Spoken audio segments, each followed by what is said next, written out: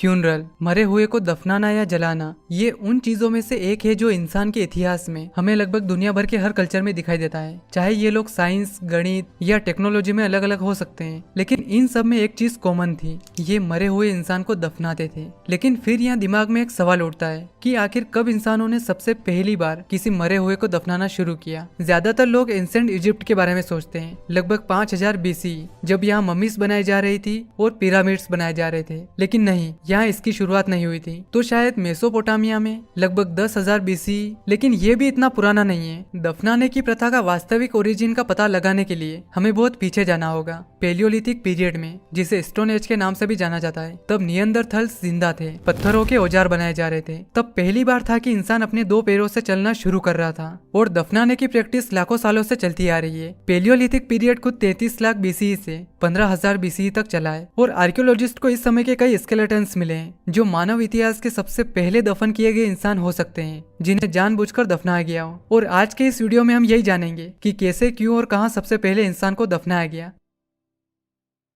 तो देखिए, funeral mainly 2 तरह के होते हैं। एक तो है बेरियल यानी कि दफनाना, और दूसरा है क्रीमेशन यानी कि दाह संस्कार करना। बेरियल में डेड बॉडी को दफनाया जाता है जमीन के अंदर गड्ढा खोदकर, और अलग अलग जगह पर दफनाने के रीति रिवाज अलग अलग हो सकते हैं, लेकिन ओवरऑल जमीन में ही दफनाया जाता है। जैसे कि कोई कॉफिन में रख के दफनाता है, कोई ममीफिकेशन करके, मतलब कुछ इस तरह से ये किया जाता है। और क्रीमेशन में डेड बॉडी को जलाया जाता है लकड़ियों का इस्तेमाल करके। वैसे अब तो ऐसे चेम्बर्स बन चुके हैं जिसमें डेड बॉडी को बस डाला जाता है।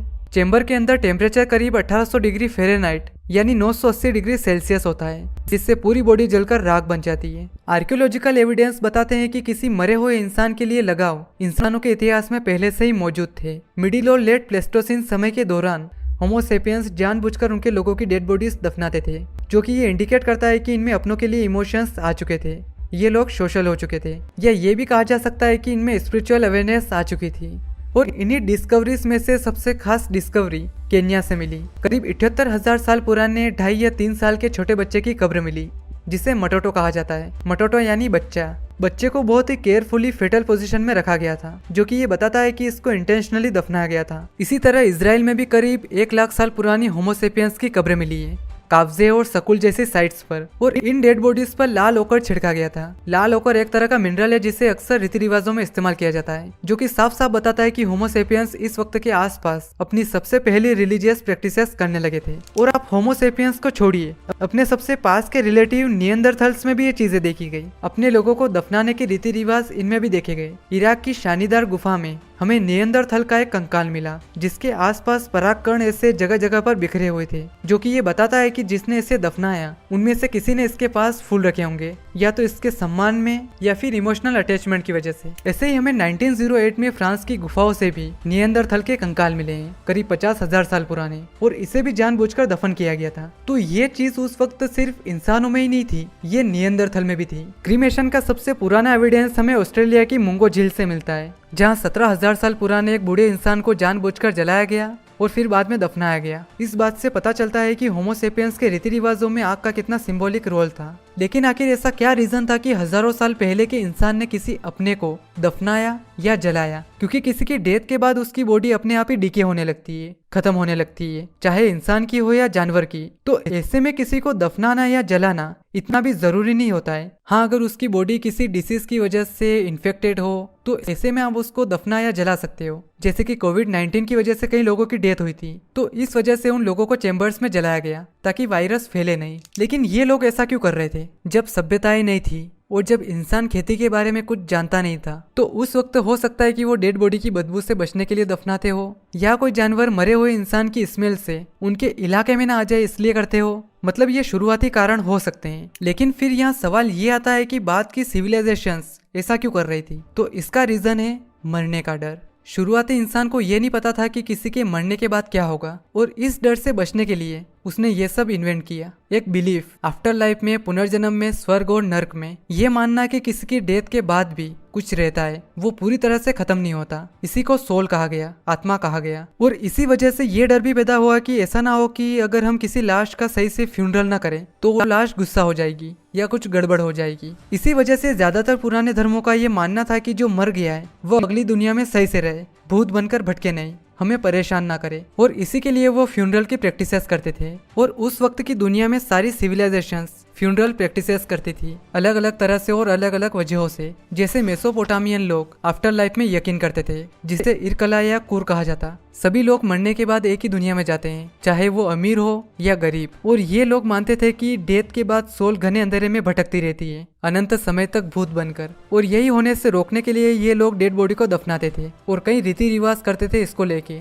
ज्यादातर लोग अपने लोगों को अपने खुद के घरों में या खुद के परिवार की जहाँ कब्रें होती थी वहीं दफनाते थे। दफनाने के तरीके साधारण ही थे, या तो ये नॉर्मली गड्ढा खोद कर दफना देते, दूसरा वे तो या मिट्टी के कॉफिन बनाते और उसमें दफनाते, या फिर इसके अलावा डेड बॉडी को मेट्स में यानी चटाई में लपेटकर जमीन में दफनाते थे। ये तीसरा तरीका अक्सर गरीब लोग इस्तेमाल करते थे, खर्चे की कमी की वजह से। ये लोग जिस रिचुअल को परफॉर्म करते उसे किस्पू कहा जाता, जिसमें ये अपने एंसेस्टर को डेली खाना पानी ये सब चढ़ाते, जो मर गया है उसका नाम पुकारते, और सबसे ज्यादा ये इस बात का ख्याल रखते कि जो मर गया है वो सेटिस्फाई रहे, हमें कोई तकलीफ ना पहुंचाए। और ऐसा भी माना जाता कि अगर हमने किसी रीति रिवाज को नजरअंदाज किया या भूल गए कि ये भी करना था, तो इससे कुछ गलत हो सकता है, बीमारी फैल सकती है, मतलब कुछ अनहोनी हो सकती है। अब जो लोग गरीब होते उनका तो ठीक है, वो खाना वगैरह चढ़ा देते, लेकिन अगर कोई रॉयल इंसान मरता, जैसे राजा हुआ या उसके परिवार का कोई, तो उसके लिए तो बहुत ज्यादा किया जाता, सोना चांदी ये सब चढ़ाया जाता। और आप यकीन नहीं करोगे, कई कई बार तो ऐसा होता कि जिसकी डेथ होती उसके सर्वेंट्स को भी साथ में दफनाया जाता, जानवर भी और औरतें भी, और वो भी जिंदा,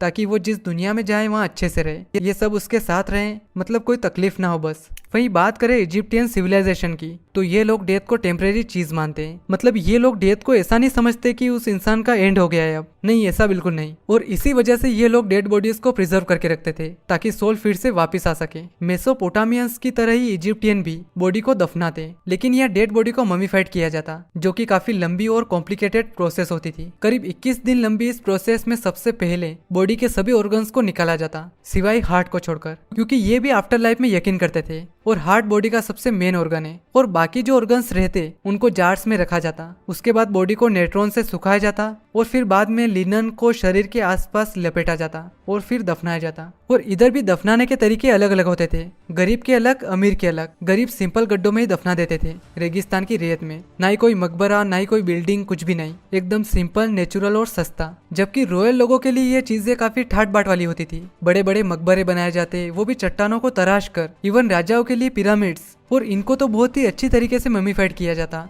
साथ ही इनके साथ खाना, शराब, ज्वेलरी, सोना, कपड़े भी, और उशाब्दी मूर्तियां भी इनके काम के लिए एक मैजिकल सर्वेंट की तरह। ये मानते थे कि मरने के बाद हम हमेशा जिंदा रहेंगे भगवान की तरह। और जो फारो है वो तो खुद मरने के बाद भगवान ही बन जाएगा। मतलब फारो को शुरू से लेके आखिर तक एक डिवाइन बीइंग की तरह ही देखा जाता। लेकिन इंडस के इलाके में चीजें काफी हद तक अलग हैं। पहली बात तो यहाँ से कोई रिलीजियस किताब नहीं मिली है, इसलिए इनके क्या क्या बिलीव्स थे ये कहना मुश्किल है, और इनका अंदाजा हम सिर्फ यहाँ खुदाई में मिली चीजों से ही लगा सकते हैं। बाकी सभ्यताओं की तरह ये भी आफ्टर लाइफ में यकीन करते थे, और इनके रिलीजियस विचार नेचर से ज्यादा जुड़े हुए देखे गए। ये लोग नेचर से ज्यादा कनेक्टेड थे। यहाँ भी लाश को दफनाना कॉमन था, लेकिन यहाँ क्रीमेशन भी देखा गया।